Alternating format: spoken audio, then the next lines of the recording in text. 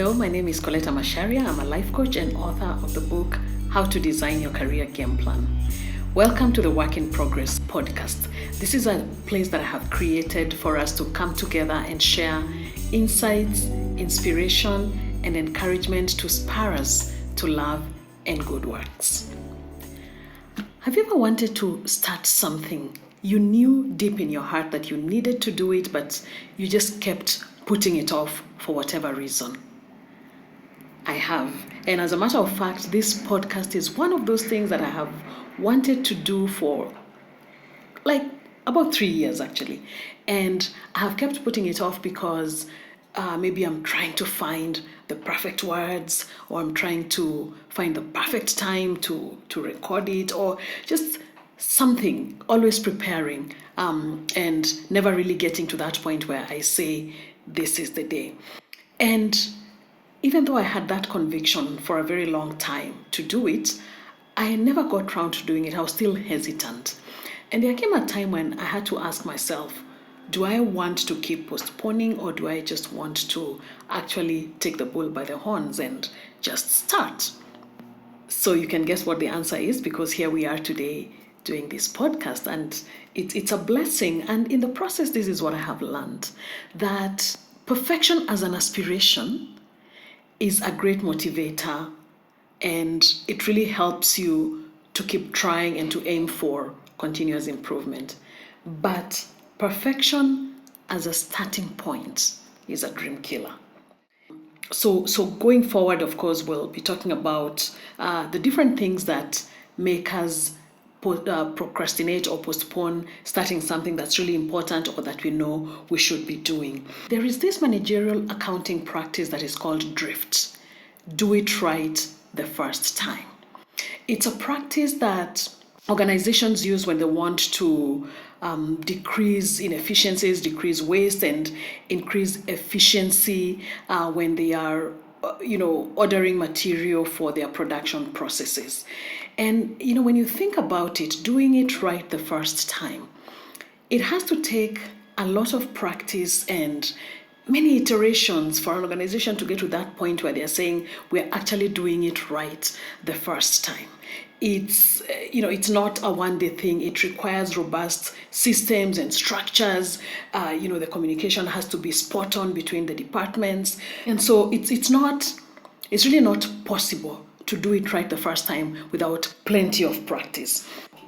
It does take a lot to get to that point where you can say that you are practicing drift. If you really do want to get to that point of perfection in whatever you're doing, you might as well start now so that you can give yourself plenty of practice. And I remember this friend of mine telling me about a course that she has been wanting to take. For a long time, she kept putting it off. And then came a time the organization was restructuring. And the wake-up call for her was, wait a minute, now we are in this situation where I could lose my job, or there are opportunities to move up the ladder or to improve, to move a step in my career. But because I have not worked on my skills, I have not really taken the time to gain more skills, then I could lose those opportunities. Yeah. So sometimes not doing something could work against us. Yeah, we sabotage ourselves by postponing and pushing things. And I have met also quite a number of people who are really knowledgeable. They have great stories and they want to write books, but they keep waiting to get the right words to put down that book.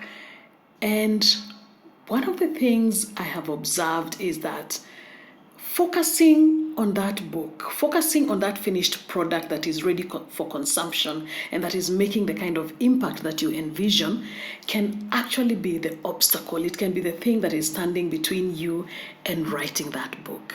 And what do I mean by that? Think about the finished product. It looks like a very daunting task because of all that you have to go through to write, to get it ready and to publish it. And so it's a daunting task, and so you keep putting it off until you have more time or until you have the perfect words to tell your story. But when you flip it and get the focus off of the book and start looking at the manuscript. Perhaps you will find that it makes it easier to start because the manuscript is not supposed to be perfect. The chapters and the thoughts do not have to flow, seamlessly. It's just something that you are doing. You're putting, in fact, you can treat it as a brain dump, your first draft, so that you get all the things that you want to say on that manuscript. And then that now makes it possible for different types of editing to happen so that the process of writing that book can be moved forward. And so my challenge to you is, if you're one of those people that has had this thought of writing a book and you want to do it and you're sure that it's something that you want to do, my challenge to you is take your focus off of the book for a while and think about the manuscript. Start working on it. Set some time aside and just put pen to paper or, type it on your computer, and don't edit yourself. Don't censor yourself as you're doing this.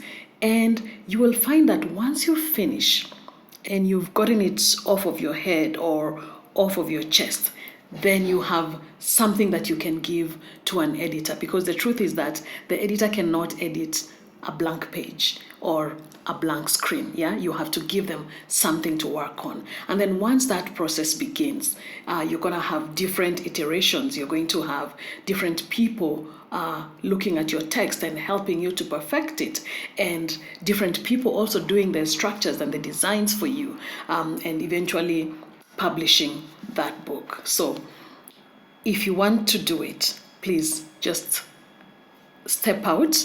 And as we are told in Proverbs chapter 3, verse 5 and 6, commit your way to the Lord and lean not on your own understanding. In all your ways, acknowledge him, and he will make your paths straight. And there is another scripture in the book of Ecclesiastes chapter 11 and verse 4, and this is what it says: he who watches the wind will not sow, and he who looks at the clouds will not reap a harvest. I like how the New Living Translation puts it. This is what it says: farmers who wait for perfect weather never plant. If they watch every cloud, they will never harvest. And so it's not about saying that you're not already doing enough, but it's about not being complacent and doing that, what you need to do so that you can continuously be improving. So let us be consistent. Let us be faithful in adding value to our work in progress. And in due time, in due season, we will reap a reward. Thank you very much. I look forward to having you next time. Bye.